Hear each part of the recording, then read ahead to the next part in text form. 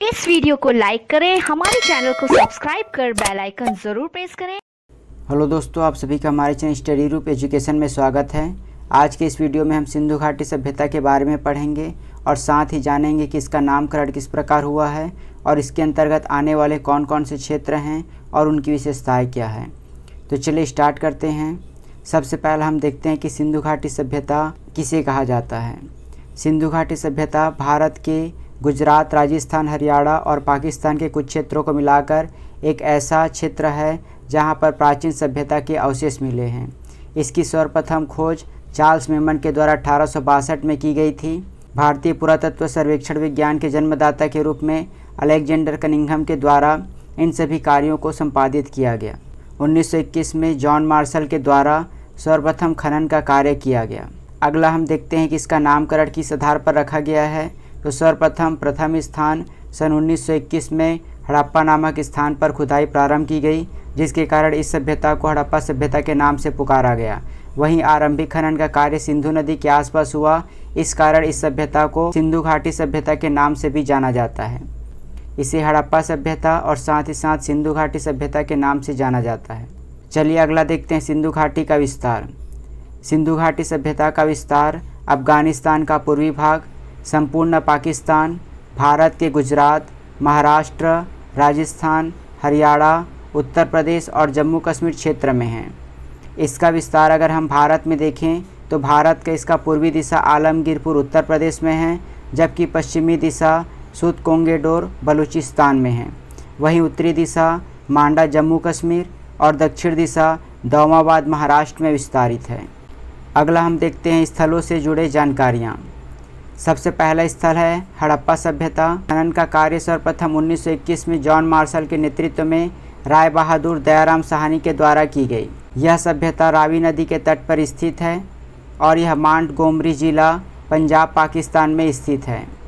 यह सिंधु घाटी सभ्यता का दूसरा सबसे बड़ा नगर है और इस स्थल की विशेषता की बात करें तो यह सर्वाधिक महत्वपूर्ण है।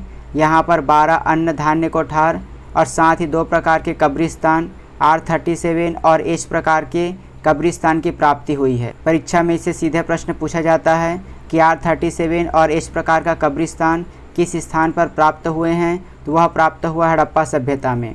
इसके अलावा मातृदेवी, पृथ्वी देवी की प्रतिमा और साथ ही साथ योगी की मूर्ति भी हड़प्पा नामक स्थल से प्राप्त हुए हैं। अगला हम देखते हैं मोहनजोदड़ो, जिसका अर्थ होता है मृतकों का टीला।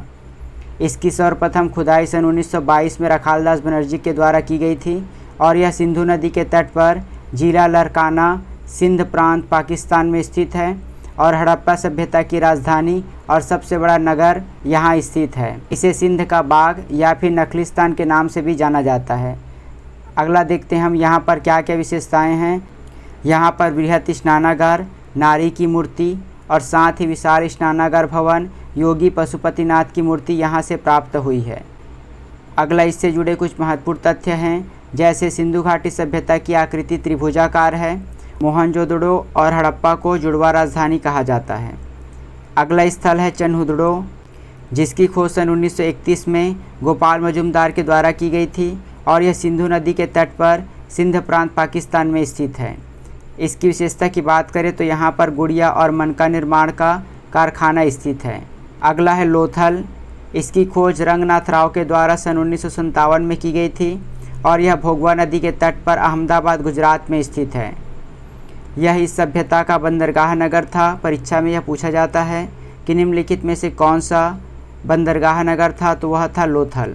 यहाँ गोदीबाड़ा, धान की भूसी, फारस की खाड़ी के मोहर प्राप्त हुए हैं और यहाँ अग्नि पूजा की परंपरा भी प्रचलित थी। प्रश्न पूछा जाता है कि धान की भूसी किस स्थान पर प्राप्त हुए हैं, तो वह स्थान है आपका लोथल। गोदीवाड़ा का अर्थ होता है बंदरगाह, तो यह इस सभ्यता का बंदरगाह नगर था। अगला है कालीबंगा, जिसका अर्थ होता है काले रंग की चूड़ियाँ। इसकी खोज घोष, लाल और थापर के द्वारा सन 1953 में की गई थी।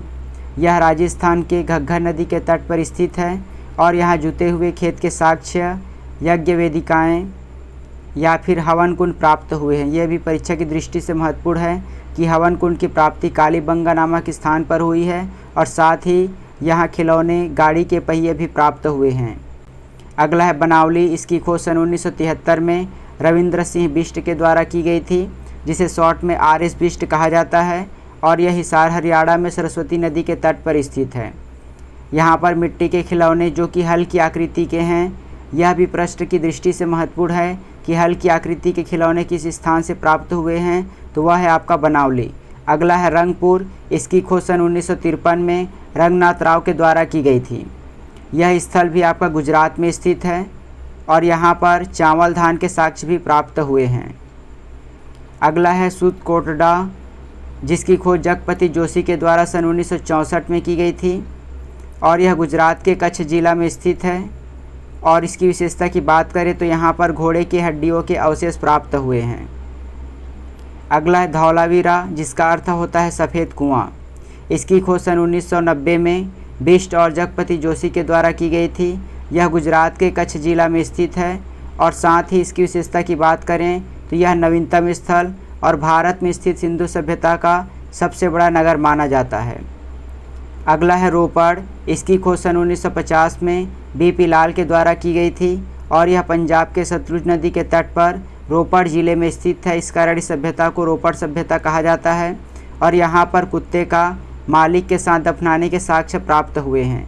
ये आपका महत्वपूर्ण है कि ऐसा कौन सा स्थल है जहाँ पर कुत्ते का मालिक के साथ दफनाने के साक्ष्य मिले हैं, तो वह स्थल है आपका रोपड़, जो कि पंजाब राज्य में स्थित है। अगला है आलमगीरपुर। इसकी खोज सन 1958 में यज्ञदत्त शर्मा के द्वारा की गई थी और यह यमुना नदी की सहायक नदी हिंडन नदी के तट पर मेरठ उत्तर प्रदेश में स्थित है। यह हड़प्पा संस्कृति का पूर्व भाग है, जो हमने देखा कि पूर्व पश्चिम उत्तर दक्षिण में कौन कौन से स्थल है। यह जो पूर्व दिशा में स्थित आपका स्थल है। अगला है मांडा। इसकी खोज सन 1982 में जगपति जोशी और मधुबाला के द्वारा की गई थी और यह जम्मू कश्मीर राज्य में चिनाब नदी के तट पर स्थित है। जो केंद्र शासित क्षेत्र जम्मू कश्मीर है, वहाँ पर चिनाब नदी के तट पर मांडा नामक स्थान है। अगला है सूतकोंगेडोर। इसकी खोज सन 1927 में ओरेल स्टाइन के द्वारा की गई थी और यह दास्क नदी के तट पर स्थित है। मकरान के समुद्र तट पाकिस्तान में स्थित है। यह एक बंदरगाह नगर है और यह पूर्ण परिपक्व अवस्था में प्राप्त हुआ है।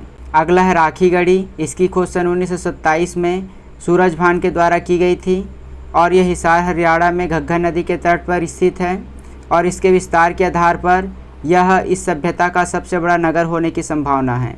तो ये हुआ सिंधु घाटी सभ्यता के बारे में और उनके जितने भी बड़े बड़े स्थल हैं उन सभी की विशेषताएं।